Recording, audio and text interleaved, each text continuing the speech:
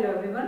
इस लेक्चर में हम जो है वो साइकोलॉजी पर जो हमारा करिकुलम का क्या प्रभाव पड़ता है इस विषय पर चर्चा कर रहे हैं, जिसमें कि देखिए जो हमारी साइकोलॉजी है वो क्या है, शिक्षा से किस तरह से संबंधित है। सबसे पहले हम ये जानने का प्रयास करें कि जो शिक्षा है वो साइकोलॉजी से किस तरह से जुड़ी हुई है, क्योंकि जो शिक्षा का केंद्र बिंदु है वो बालक है। और बालक क्या है, बालक सभी बालकों के अंदर क्या है, व्यक्तिगत रूप से विभिन्नताएं पाई जाती है। किसी जो भगवान ने किन्हीं दो व्यक्तियों को समान नहीं बनाया, किन्हीं दो व्यक्तियों को जो है वो सेम नहीं बनाया।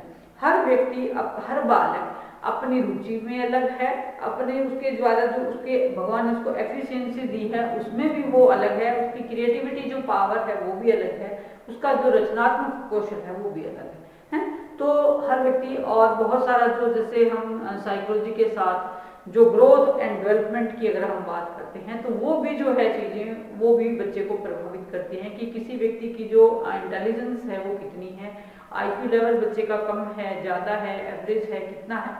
ये चीजें भी जो व्यक्ति के व्यक्तित्व के निर्धारण में जो है वो सहायक होती है ना। तो इन सब चीजों को ध्यान में रखते हुए ही जो है शिक्षण प्रक्रिया जो है वो कैसे सुचारू रूप से चले, शिक्षण अधिगम प्रक्रिया का ये एक मुख्य कंसेप्ट रहता है यहाँ पर।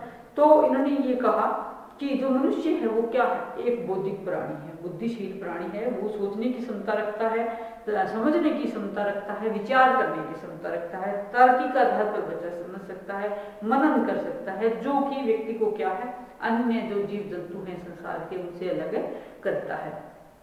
और क्या है, और अगर हम बात करें साइकोलॉजी की तो साइकोलॉजी के अंदर हम मेनली किस चीज का अध्ययन करते हैं, बच्चे के व्यवहार का अध्ययन करते हैं कि जो बच्चे का व्यवहार है वो बच्चा किन परिस्थितियों में कैसा व्यवहार करेगा, और व्यवहार के अंदर शिक्षा के द्वारा हम कैसे परिवर्तन कर सकते हैं। हमारा मेन जो फोकस है इस चीज पर रहता है कि बच्चे के द्वारा शिक्षण के द्वारा हम बच्चे के व्यवहार में वांछित उद्देश्यों की प्राप्ति के लिए जो है वो प्रयास करें। किसके माध्यम से, क्यूरिकुलम के माध्यम से। क्यूरिकुलम के माध्यम से जो है हम बच्चे के व्यवहार में वांछित परिवर्तन करने का प्रयास करते हैं। ठीक है, तो ये तो थे सिंपल कंसेप्ट इसका कि शिक्षा जो है वो किस प्रकार से मनोविज्ञान से जुड़ी हुई है ना। एक डेफिनेशन हम पढ़े पिल्सबरी के अनुसार, ये कहते हैं कि साइकोलॉजी में भी most satisfactorily defined as a science of human behaviour, कि सर्वाधिक संतोषजनक रूप से मनोविज्ञान की परिभाषा क्या है, मानव के व्यवहार के अंदर जो विज्ञान है विज्ञान के रूप में दी जा सकती है। साइकोलॉजी में भी the most satisfactory defined as the science of human behaviour. ठीक है, बहुत ही अच्छी डेफिनेशन इनकी है। एक डेफिनेशन जो स्किनर साहब ने दी है वो कहते हैं कि शिक्षा मनोविज्ञान की बात उन्होंने की है कि शिक्षा किस तरह से मनोविज्ञान से जुड़ी हुई है। तो शिक्षा का जो संबंध है वो किससे है, शिक्षा का कहते हैं कि जो शिक्षा है वो क्या है, एक सामाजिक प्रक्रिया है, एक सोशलाइजेशन की प्रोसेस है। वहीं क्या है, जो मनोविज्ञान है वो व्यक्ति के व्यवहार का विज्ञान है। तो जब जो प्रक्रिया समाज के अंदर होती है और जब उसको विज्ञान के साथ जोड़ दिया जाए, व्यवहार के विज्ञान के साथ जोड़ दिया जाए तो, और जिसको क्या है बच्चा ग्रहण करता है, तो वो क्या बन जाती है, वो शिक्षा मनोविज्ञान कहलाता है। ठीक है, तो शिक्षा मनोविज्ञान क्या हुआ, जो हमारी शिक्षा की प्रक्रिया है, जो शैक्षणिक परिस्थितियां हैं, जब हम उनका अवलोकन करते हैं, उनका अध्ययन करते हैं, तो वो क्या कहलाता है, शिक्षा मनोविज्ञान कहलाता है। अब जो एट प्रेजेंट अगर हम शिक्षा की बात करें तो जो मनोविज्ञान है हमारा, और उसमें जो पाठ्यक्रम संबंधी जो काम है वो उसमें सहायता हमारी करता है कि जो पाठ्यक्रम का विकास का काम है, क्यूरिकुलम डेवलपमेंट की यहाँ पर हम स्टडी करने जा रहे हैं। तो क्यूरिकुलम के निर्माण में बच्चे के व्यवहार में परिवर्तन कैसे हो, क्यूरिकुलम के निर्माण में वो कौन कौन सी चीजों का हम अध्ययन कराएं बच्चे को, जिससे कि बच्चा क्या है आने वाले समय के अंदर अपना जो उसका जीवन है उसको सुचारू रूप से चला सके। यहाँ पर देखिए, सबसे पहले हम बात करते हैं जैसे कि परिपक्वता व विकास। ठीक है, परिपक्वता व विकास, maturity and development and curriculum development, पाठ्यक्रम विकास, maturity and development and curriculum development. देखिए जो सबसे पहला साइकोलॉजी के अंदर जिसकी हम बात करें, देखिए व्यवहार की बात करते हैं तो व्यवहार का जो सबसे ज्यादा प्रभावित क्षेत्र है वो क्या है, परिपक्वता है, मैच्योरिटी है। जैसे जैसे बच्चा क्या है मैच्योर होता चला जाएगा वैसे वैसे उसके व्यवहार में परिवर्तन ऑटोमेटिकली होता चला जाएगा, क्योंकि जीवन क्या है, जीवन जो है वो डायनामिक है ना। पहले जो है बहुत सारी हम स्टेजेस के बारे में मनोविज्ञान के अंदर हम बच्चे की अवस्थाओं के बारे में अध्ययन करते हैं, जैसे हमारी शैशवावस्था होगी, बाल्यावस्था होगी, किशोरावस्था होगी, प्रौढ़ावस्था होगी, है ना। इस तरह से जो कैटेगरीज के अंदर हम बच्चे को पढ़ा करके, बच्चे को बांट करके जब उसका अध्ययन क्षेत्र सीमित करते हैं, अध्ययन क्षेत्र भी डिवाइड करते हैं, क्यूरिकुलम भी उसका डिवाइड करते हैं कि किस प्रकार से हमने एजुकेशन, किस क्यूरिकुलम को किस एज लेवल के बच्चे को हमने पढ़ाना है।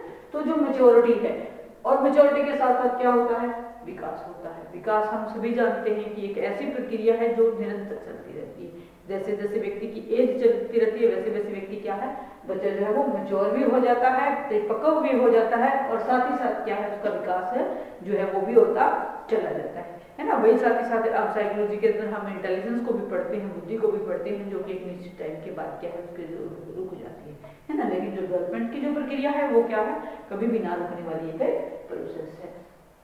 तो जो बच्चे की मैच्योरिटी के हिसाब से, मैच्योरिटी लेवल के हिसाब से और उसके डेवलपमेंट को देखते हुए जो पाठ्यक्रम का विकास है उसको हम करें, ठीक है, उसको उन चीजों को हम पाठ्यक्रम के अंदर डालें, ठीक। ये चीजें हैं। अब जो है वो मैच्योरिटी जो है वो बालक की कहते हैं कि जो आंतरिक अभिवृद्धि है उसकी प्रक्रिया मानते हैं कि व्यक्ति के अंदर जो चेंजिंग आते हैं, है ना।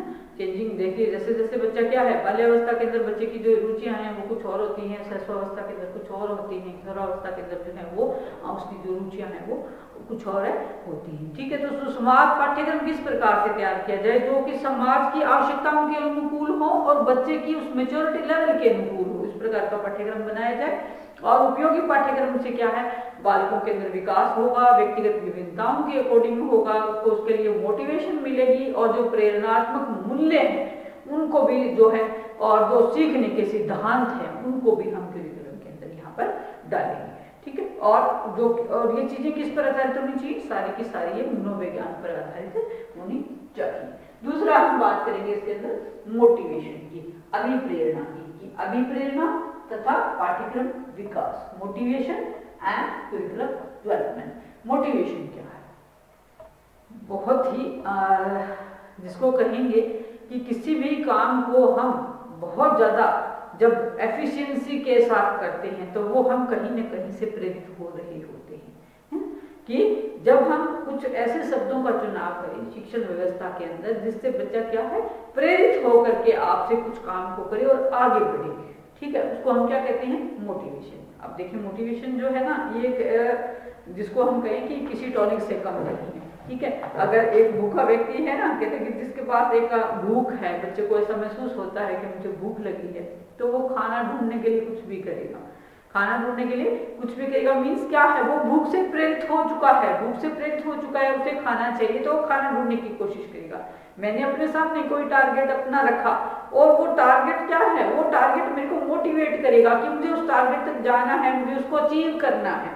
तो ये बहुत ही मतलब क्या है कि अपने आप में एक सफल प्रयास हम जिसको कह सकते हैं कि बच्चे जो है वो मोटिवेट होकर के बहुत ही अच्छा प्रयास करने का प्रयास करता है। सामान्य सिंपल शब्दों में अगर अभिप्रेरणा का शब्द क्या है, किसी ऐसी उत्तेजना से, एक्साइटेशन से जिसके कारण कोई व्यक्ति जो है वो किसी काम को करता है, किसी कार्य को करता है या किसी कार्य को करने के लिए वो तत्पर हो जाता है, ठीक है। तो मतलब क्या हुआ, ऐसी उत्तेजना, ऐसी एक्साइटेशन, है ना, कि मतलब जिससे क्या है हम प्रेरित होकर के काम करना शुरू कर दें।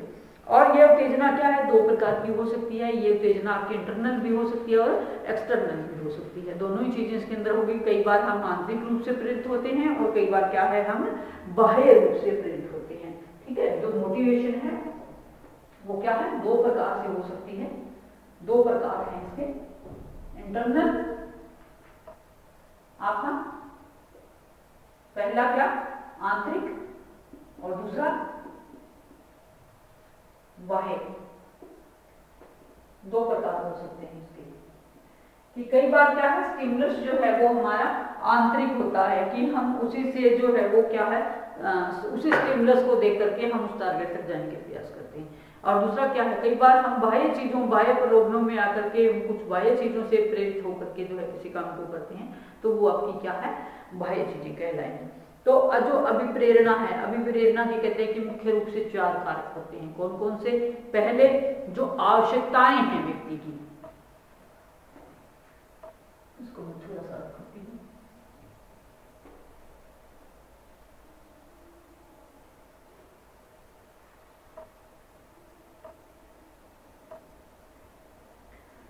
अभिप्रेरणा के कारकों की हम बात कर रहे हैं कि अभिप्रेरणा के जो है वो मुख्य रूप से 4 कारक हो सकते हैं जिससे व्यक्ति क्या है अभिप्रेरित होकर के काम करता है। तो अभिप्रेरणा के 4 प्रकार कौन कौन से हुए? पहला, आंतरिक प्रयासों की हम बात कर रहे थे, आंतरिक कारकों की हम बात कर रहे थे। तो क्या है 4 मुख्य कारकों में क्या है? आपकी जो आवश्यकताएं हैं, इनको हम आंतरिक और बाह्य में ना डाल करके सीधा ही जो है हम फॉर्मली बात करते हैं कि जो व्यक्ति की आवश्यकताएं हैं वो क्या है, उससे जो है जो जरूरतें हैं व्यक्ति की, उसी से व्यक्ति मोटिवेट होता है। क्योंकि आवश्यकताओं की पूर्ति क्या है, हमारे जीवन का एक मुख्य रहता है, वो ध्येय रहता है कि हमें जो ये हमारी आवश्यकताएं हैं हमें इनकी पूर्ति करनी है। ठीक है। नेक्स्ट इसके अंदर आता है चालक या ड्राइवर, जिसको हम कहते हैं कि जिस चीज को लेकर के हम काम करते हैं। ड्राइवर का मतलब तो हम सभी जानते ही हैं कि जो हमें ड्राइव करे, हमें आगे जो है चलाए, ठीक है, जिससे प्रेरित होकर के हम काम करें, उसको हम क्या कहते हैं? ड्राइवर कहते हैं यहाँ पर, या ड्राइव कहते हैं। ठीक। नेक्स्ट है इंटेंसिव या उत्तेजना या उद्दीपक और मोटिव्स, ये 2 चीजें इसके अंदर आएंगी। उद्दीपक में आपका क्या आएगा कि जिस चीज से हम प्रेरित हो रहे हैं, उद्दीपक जिस चीज से हम प्रेरित हो रहे हैं, जैसे मान लो हमारे पास कोई टारगेट है जिसको देख करके हमें ये लगता है कि हाँ हमें इसको अचीव करना है, तो वो क्या है? वो उद्दीपक है ना। यहाँ पर सबसे पहले हमारी आवश्यकताएं होंगी, फिर हम उन आवश्यकताओं से क्या है हम ड्राइव होते हैं, है ना। ड्राइव का मतलब चालक, जो हमें चलाती हैं आवश्यकताएं। फिर उसके बाद हमारे सामने क्या होता है? कोई स्टिमुलस होता है, कोई उद्दीपक होता है, और वो उद्दीपक क्या करता है? वो अभिप्रेरक के रूप में काम करता है। अभिप्रेरक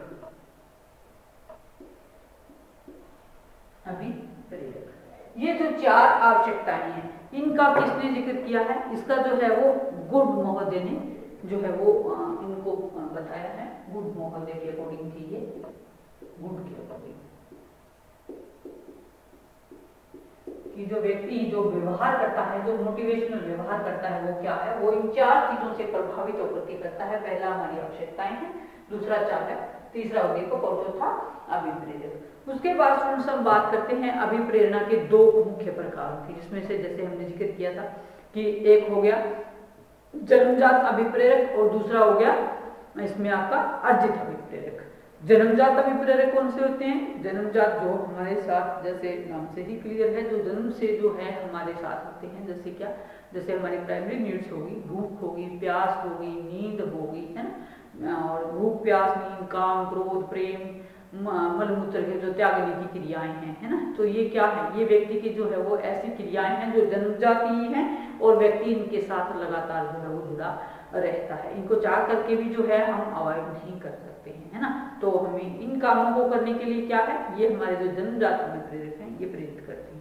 नेक्स्ट इसमें हम बात करते हैं अर्जित जो है, अर्जित अभिप्रेरक कौन कौन से होते हैं? देखिए, अर्जित अभिप्रेरक को भी हम आगे 2 श्रेणियों में बांट सकते हैं। कौन कौन से? पहला हमारा हो गया व्यक्तिगत और दूसरा हो गया समाज के संदर्भ में। अब व्यक्तिगत जो कारक हैं वो कौन कौन से हैं?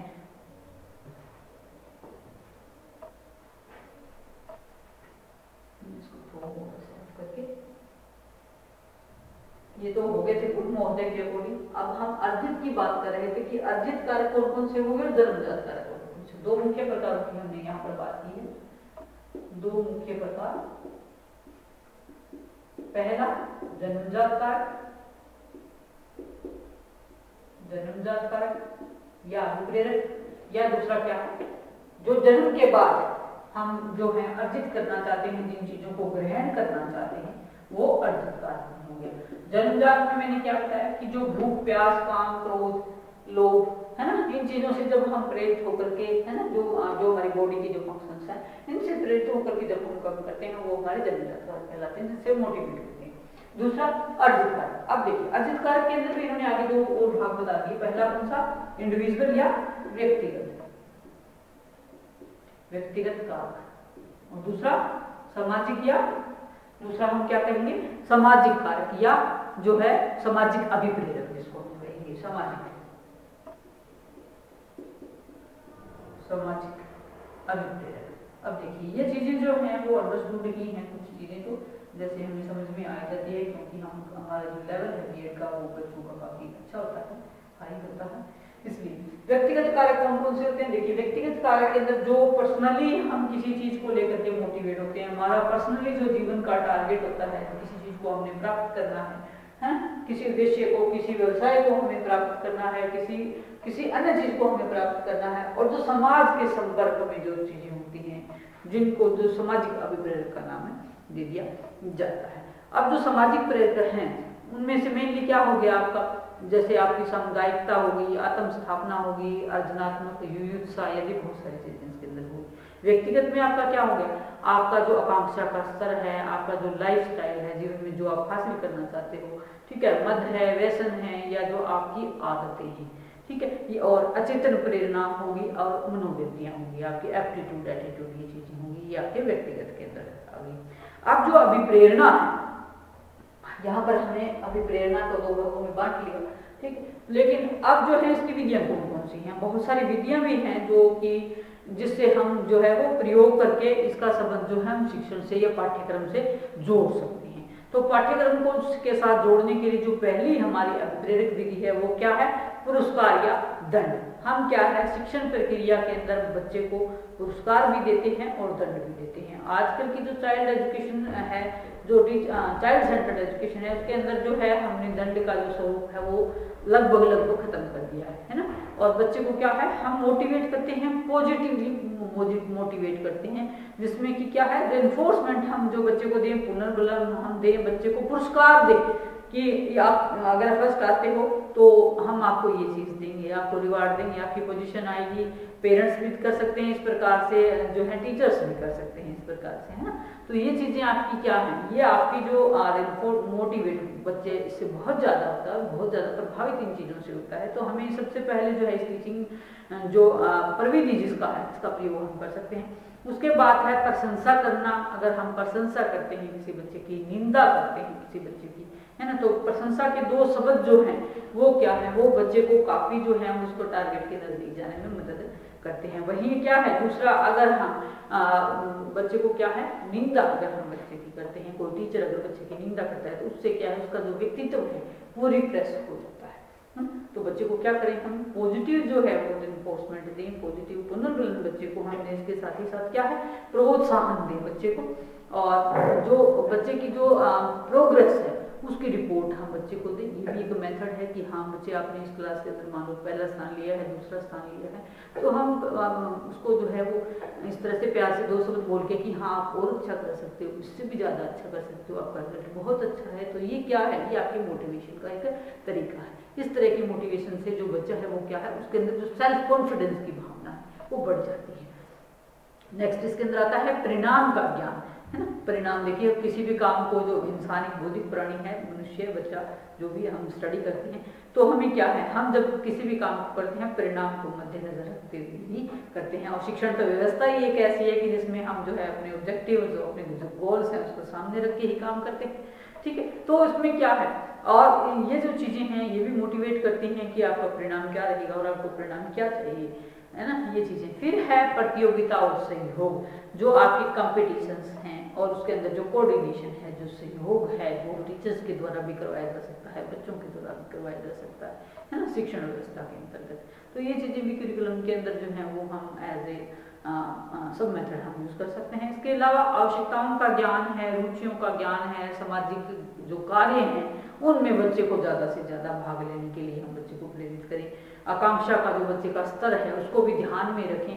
और क्या है जो स्पष्ट है, आकर्षक हैं, जो चीज़ें, जो लक्ष्य है, जो टारगेट है, उस जहाँ तक बच्चे को पहुँचना है उन चीज़ों को लेकर के भी हम बच्चे को मोटिवेट कर सकते हैं। जो सामूहिक ग्रुप के काम हैं, जो साइकोलॉजिकल टीचिंग मेथड्स हैं उनका भी प्रोग्राम, उनका भी जो है हम क्या है इंडिविजुअल डिफरेंसेस के अकॉर्डिंग, बच्चे की रुचियों के अकॉर्डिंग, इंटरेस्ट के अकॉर्डिंग जो है हम बच्चे को मोटिवेट करें। तो ये भी अपने आपके उसके मोटिवेशनल सर्कल के अंदर आएगा। उसके साथ साथ क्या है जो अध्यापक या जो टीचर है उसका जो व्यवहार है, बच्चे का जो व्यवहार है, ठीक है। और ऑडियो विजुअल एड्स का हम प्रयोग करते हैं, ये जो सामग्री होती है ये भी क्या है, ये भी बच्चे को अभी प्रेरित करती है, मोटिवेट करती है। लेक्चर आपका इफेक्टिव है, इम्प्रेसिव है, अगर आप बच्चे के सामने बहुत सी चीज़ें जो हैं वो आप दिखाएं, बच्चे को सुनाएं, ठीक है। तो ये सारी चीज़ें भी हैं बच्चे को मोटिवेट करती हैं। और साथ ही साथ जो परिचर्चाएँ हैं, जो कॉन्फ्रेंसेस हैं, जो सेमिनार हैं, है ना, ये भी क्या है, बच्चे को मोटिवेट करते हैं, आकर्षित करते हैं ये चीज़ें।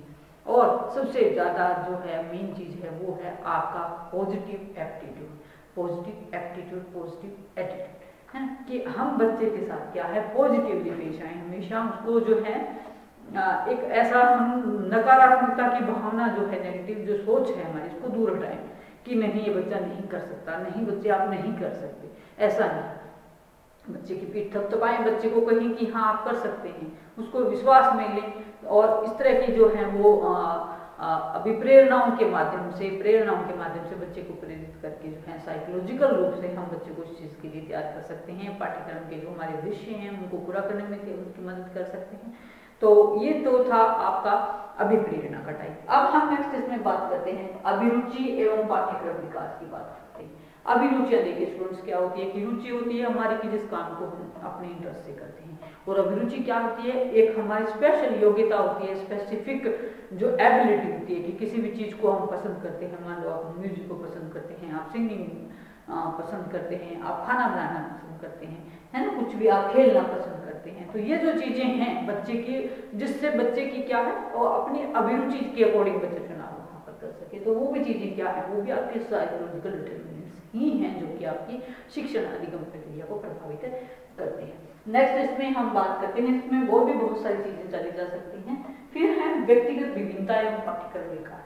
देखिए स्टूडेंट्स, जो शिक्षा है वो क्या है, उसका जो आधार है वो ही क्या है, इंडिविजुअल डिफरेंसेस को ध्यान में रखना है कि हर बच्चे को हम उसके जो ध्यान में रखते हुए, उसकी विभिन्नताओं को ध्यान में रखते हुए, उसकी रुचियाँ, अभिरुचियाँ, उसके कार्य करने की क्षमता, है ना, ठीक है, इन चीज़ों को अगर हम ध्यान में रखें पाठ्यक्रम का निर्माण करते समय, तो जो पाठ्यक्रम के विकास की प्रक्रिया है वो क्या है, सुचारू रूप से चलेगी। अब जो व्यक्तिगत विभिन्नता है इसमें जो है वो बहुत सारे इसके भी निर्धारित तत्व हो सकते हैं, है ना, जैसे कि व्यक्ति का क्या है, वातावरण है, व्यक्ति की शिक्षा है, व्यक्ति का परिवार है, बालक का वंशानुक्रम है, जाति है, प्रजाति है ना, किस जाति से संबंध रखता है बच्चा, किस प्रजाति से संबंध रखता है, इसके साथ साथ बच्चे की आयु क्या है, बच्चे का IQ क्या है, बुद्धि क्या है ना, और मैच्योरिटी क्या है, बच्चे का मेंटल डेवलपमेंट है, उसके साथ ही साथ उसकी गत्यात्मक योग्यता, बहुत सारी ये चीजें हैं स्टूडेंट्स। और ये जो क्या है, ये बालकों में विभिन्न गुणों, जो व्यक्तित्व की असमानता है उसमें क्या है, व्यक्तिगत विभिन्नता के नाम से जानी जाती है।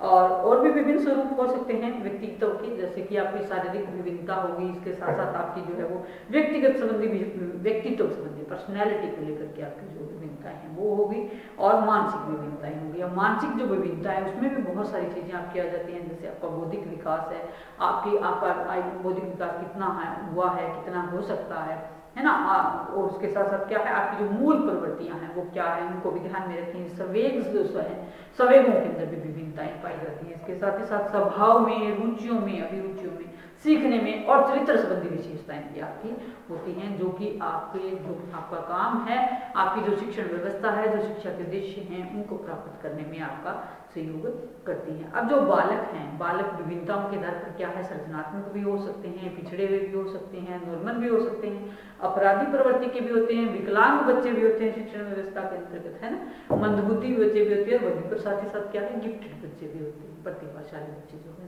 तो जो बच्चों की विभिन्नताएं हैं बहुत सारी हैं, बहुत सारे आधार पर इनको बांटा जा सकता है।